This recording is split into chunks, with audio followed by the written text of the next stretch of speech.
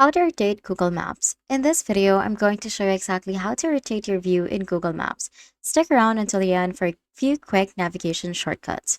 First, we're going to head over to Google Maps on your computer, tablet, or smartphone. For this tutorial, I will be using my iPhone.